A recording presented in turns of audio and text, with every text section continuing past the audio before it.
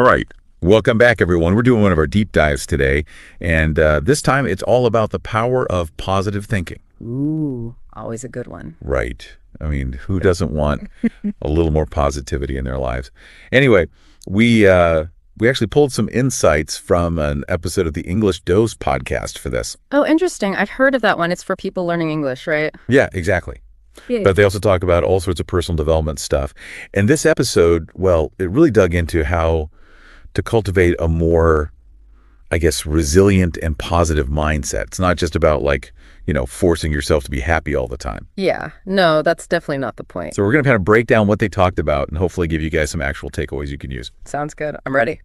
So one of the things that really stuck out to me was how much they emphasized the science behind positive thinking.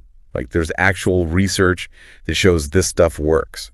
Oh, yeah, for sure. Like there was this study by Dr. Barbara Fredrickson at the University of North Carolina, and it showed that experiencing positive emotions, even small ones, can actually change the way we think. Oh, really?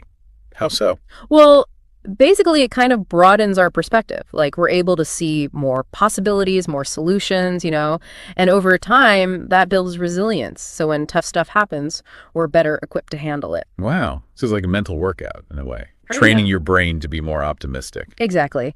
And the English Dose episode, it offered some really practical ways to do that. Okay, like what? Well, one thing they talked about was reframing thoughts. So instead of dwelling on the negative, you try to look for the positive aspects of the situation. Oh, right, like finding the silver lining. Yeah, kind of. It's not about denying the negative, but it's more about choosing to focus on what you can learn from it. That's interesting. So it's not about changing the situation itself, but changing how you view it. Exactly. It's like if you're taking a photo, right? You can adjust the camera lens to capture a different perspective, even though the scene's the same. Okay, yeah, I get that. So what else? What other techniques did they talk about?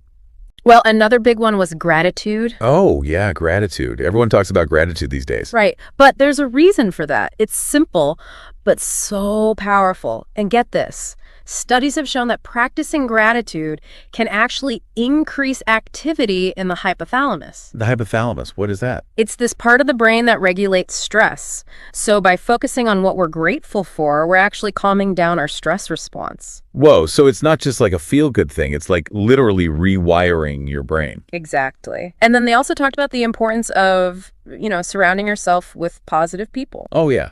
That makes total sense. You always hear about how negativity can be contagious. And it's true, our brains are kind of wired to mirror the emotions of those around us. It's called emotional contagion. So if you're constantly around negative people, well, it's going to rub off on you. Yeah, you kind of absorb that energy, don't you? Right. So it's important to be mindful of who you're spending your time with and make an effort to connect with people who lift you up and inspire you. So it's like being intentional about creating a positive environment for yourself. Exactly. And then, of course, there's self-talk. That little voice in your head, it can be your best friend or your worst enemy. Ugh, tell me about it. Some days, that voice is brutal. Right, but that's where self-compassion comes in. We're often way harder on ourselves than we would ever be on a friend. That's true. If a friend messed up, I wouldn't be like, you idiot. What were you thinking? Exactly. But we say that kind of stuff to ourselves all the time. So how do we change that? Well, the episode talked about replacing that negative self-talk with positive affirmations. Basically, speaking to yourself with the same kindness and encouragement you'd offer to someone you care about. That's a good point. We should treat ourselves like we treat our friends. Exactly. Okay, so we covered a lot of ground here. We've talked about reframing thoughts, gratitude, surrounding yourself with positive influences, and being kind to yourself. But all this sounds great in theory, but what about when things are really tough? When life throws you a curveball and staying positive feels impossible. Yeah, no one's positive all the time. Right. So what did the podcast say about dealing with those situations? Well, they emphasize that it's not about pretending everything's okay. It's about focusing on what you can control and taking action. Okay, so not just sitting around and hoping things get better, but actually doing something about it. Exactly. Like they gave this example. Imagine you're totally overwhelmed with work. Instead of freaking out, you could start by just making a list of everything you need to do and then, just tackle one task at a time. Yeah, breaking it down into smaller, more manageable steps. Right. And each time you check something off that list, you get this little boost of confidence. And that helps you stay motivated and well, more positive. Okay, so even when things are tough, there are still things we can do to shift our mindset.